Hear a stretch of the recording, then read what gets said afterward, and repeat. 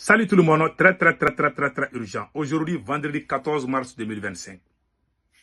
Monsieur Abdelkarim Silla Di Crimo, que vous voyez, voilà, un vieillard qui passe son temps à insulter les gens. Il vient de menacer, il demande au président Assimi Goïta de tuer tous les Maliens qui refusent de payer les taxes là. Il demande au président Assimi Goïta de les massacrer. Voilà ce monsieur-là. Je vous laisse écouter, il dit ça en Djoula. Voilà ce qui se passe dans mon pays. Hein. Alors qu'il y a cybercriminalité. Et ils entendent, mais ils disent rien. Hein. Voilà des choses comme ça qui créent la guerre civile au Mali. Je vous laisse écouter et après on va traduire. Voilà. Écoutons-le.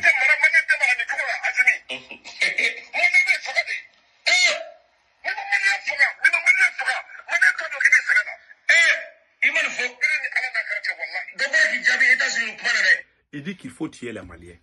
Voilà ce qu'il a dit. Hein. Il y a la justice au Mali et il y a, comme on appelle là, il y a la cybercriminalité. Ils entendent ces choses-là, ils disent rien. Voilà le monsieur, il vient de dire, Assimi Goïta, il faut que tu tues les Maliens. Ce n'est pas sa première fois qu'il fait des menaces de mort. Il a fait des menaces de mort contre tous les Maliens qui ne veulent pas payer les taxes là. Qu'on doit les exécuter, que le président doit les exécuter. En tant qu'Assimi Goïta ne commence pas à tuer les Maliens là, qu'ils ne vont pas le respecter. Voilà un voyou qui s'élève. Tous les 80% des soi-disant soutiens de Assimi Goïta sont très vulgaires. Je parle du côté activiste. Ils sont très vulgaires, très impolis et très violents. Quand ils parlent, vous avez vu le plus grand menteur, Boubou Mabel Diawara, lui, il a insulté les femmes.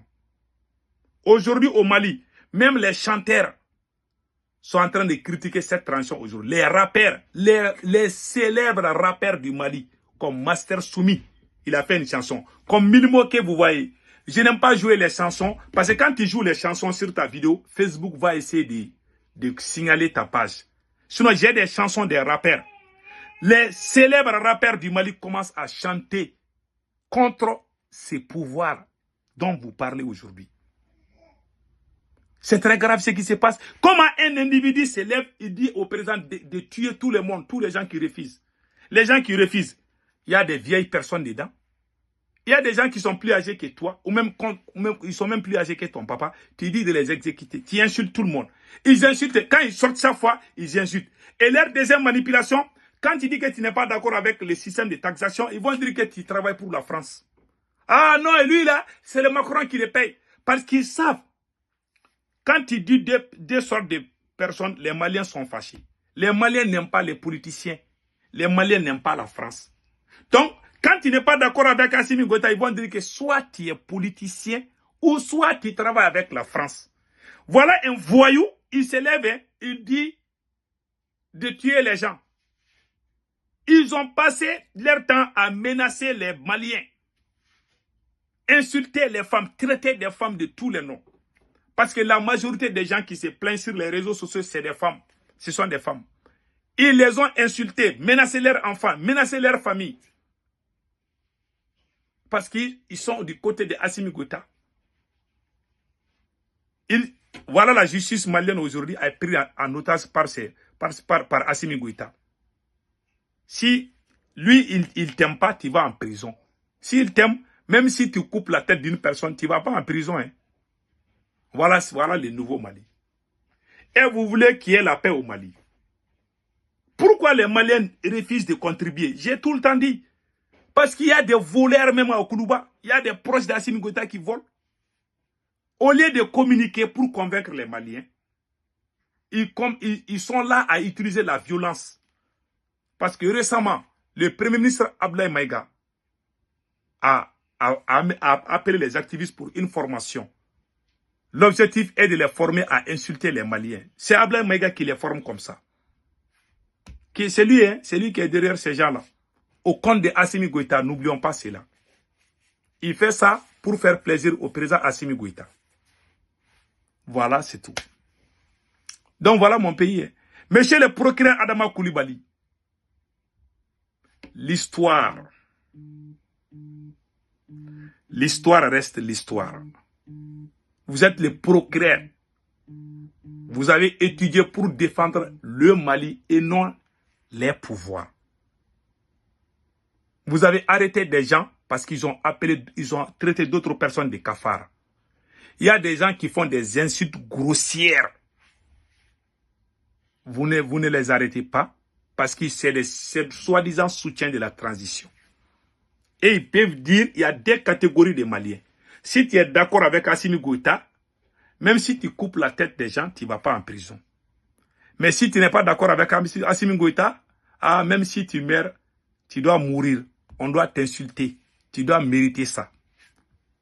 Mais le jour qu'Assimi Goïta va partir, monsieur le procureur Adama Coulibaly, est-ce que vous allez regarder les Maliens les yeux dans les yeux? Je ne pense pas. Vous êtes procureur. Je n'ai jamais vu un procureur injuste comme vous. Depuis que je suis né sur cette terre-là, je n'ai jamais vu un magistrat injuste comme procureur Adama Coulibaly. Attendez, je vais vous montrer sa photo même. Ce monsieur, depuis qu'il est devenu procureur, franchement parlé, il y a beaucoup de sales choses qui se passent, il ne s'intéresse pas. Lui, il attend seulement les appels téléphoniques de Koulouba. Voilà monsieur Adama Coulibaly. Procureur Adama Coulibaly. Je ne vais pas rentrer dans sa vie privée. Voilà, je ne vais pas rentrer. Je sais qu'il vient d'une bonne famille, ça je peux témoigner. Mais il n'a pas été comme ses parents, ça il faut le dire. Ses parents sont bien éduqués, mais quand je vois ses actes, c'est la honte. Ce procureur-là, c'est le procureur le plus nul dans l'histoire du Mali. Je vous garantis, monsieur le procureur, les jours qu'Assimi Goïta sera écarté, les jours que les révolutionnaires viendront, on va vous juger de vos actes. On va fermer votre cybercriminalité là. Il y aura un bon fils du Mali qui va venir unir les Maliens. C'est un procureur dangereux. Ce monsieur est un danger. Il est plus dangereux qu'un terroriste. Je vous dis ça. Celui qui divise le peuple. Celui qui fait la différence. Celui qui est là pour que le peuple soit uni.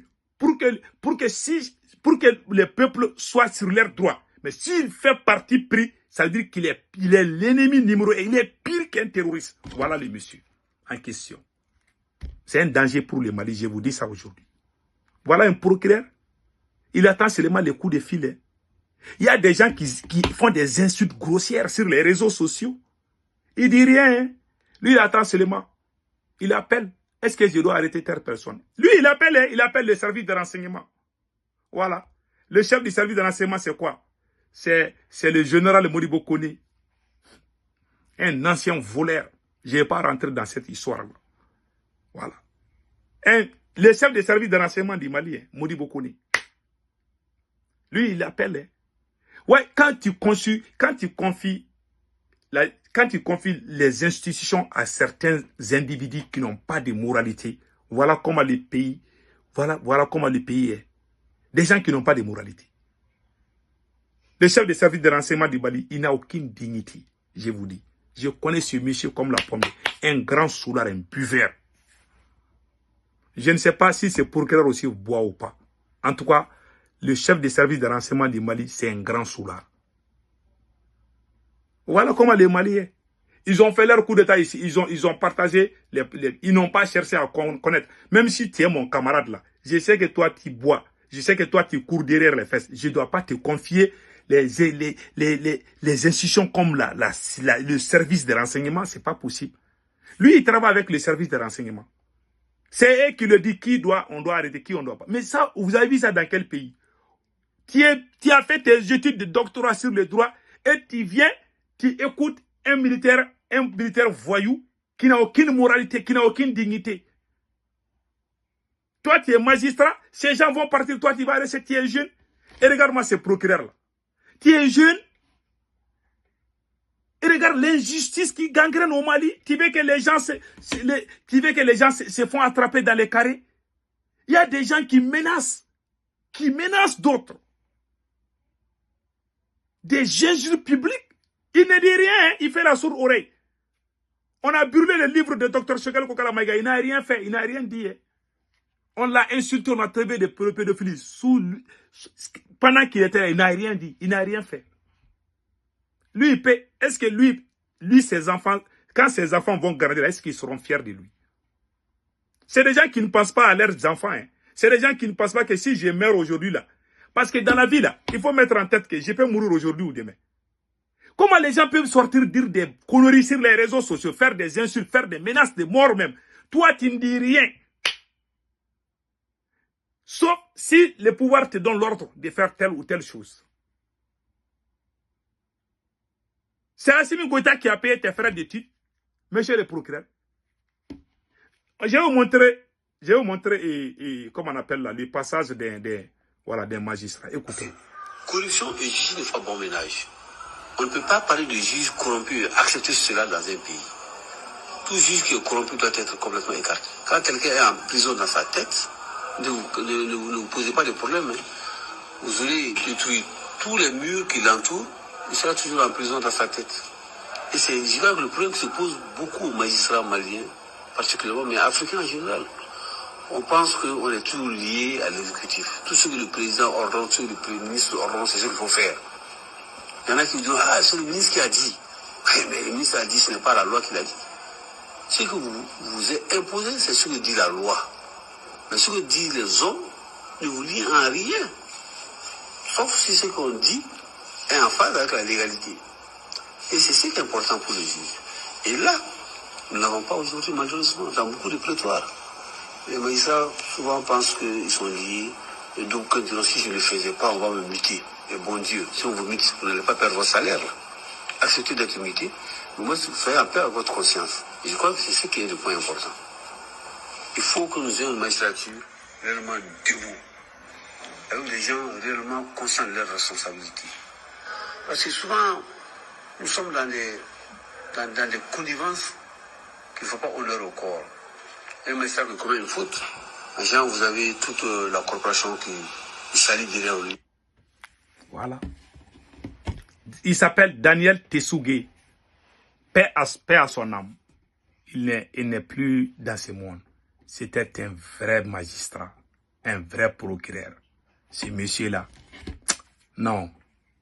Que la terre lui soit légère. Il s'appelle Daniel Tessougé, qui n'a jamais reculé face à un pouvoir. Quand lui il décide, c'est ça. Il ne regarde pas les pouvoirs. Hein. Beaucoup de pouvoirs se sont passés là, il ne l'aimaient pas. Des magistrats qui... Il y a des bons magistrats au Mali. Il y a des bons magistrats au Mali. Ça, il faut lui dire. Il y a des bons magistrats. C'est pour ça qu'à chaque pouvoir qui vient, il regarde d'abord. Les magistrats qui sont honnêtes là, ils ne veulent pas travailler avec eux. Les magistrats comme Koulibaly là, et procureur Koulibaly dont je vous ai montré là, c'est ce genre de personnes qui sont toujours avec les pouvoirs, les faux pouvoirs là. Ils sont là. Quand les pouvoirs les disent même d'attraper la ligne, ils sont capables de le faire. Parce qu'ils veulent être aimés par les pouvoirs. Ils ne sont pas là pour le peuple. Ils ne pensent pas à l'avenir. Voilà. Ah, c'est le présent. Oui, c'est le présent qui m'a dit ça. Il faut penser à ta dignité. Il faut penser à tes enfants. Il faut penser que le jour que je ne suis pas là, comment les enfants vont penser de ce que j'ai fait. Les gens crient de Thomas Sankara aujourd'hui parce qu'il a fait quelque chose de bien. Toi, tu es magistrat. Monsieur Koulibaly, tu es en train de tromper le peuple. C'est 20 millions de Maliens, ils regardent. La vidéo que moi je vais faire contre toi, là, les 20 millions de Maliens vont voir cette vidéo. Tes enfants verront la vidéo que je vais faire. Monsieur procureur Adama Koulibaly, regarde sa photo là. Tes enfants verront cette vidéo. Tes parents vont écouter cette vidéo. Peut-être ils t'ont dit même. J'ai même appris que tes parents ne sont pas d'accord avec ton attitude. Ce n'est pas l'honneur d'une personne digne. Je suis désolé, mais c'est la vérité. Ce que tu es en train de faire là, vraiment, je suis très déçu de ton comportement. Tu vois les gens en train d'insulter, tu ne fais rien. À quoi, toi, tu sers quoi dans ces pays? Tu sers quoi dans ces pays? Tu es là à servir seulement quelques milices, quelques militaires seulement. Tu n'es pas là pour servir le peuple malien. Les 20 millions sont déçus par ton comportement. La vidéo que je vais faire, il n'y a personne sur cette planète qui va dire que moi, ce que j'ai dit est faux. Je ne t'insulte pas, je ne te dénigre pas, mais je te dis la vérité. Je dis ce que tu es. Ça peut ne pas te plaire, mais c'est la vérité. Moi, j'ai la dignité. J'ai honte de faire ce que tu es en train de faire. Parce que j'ai honte qu'on me dit, qu'on me montre que je suis faux. Je ne veux pas que mes enfants me reprochent de ça. Mais toi, tu as fait ça. Et c'est grave. C'est très grave.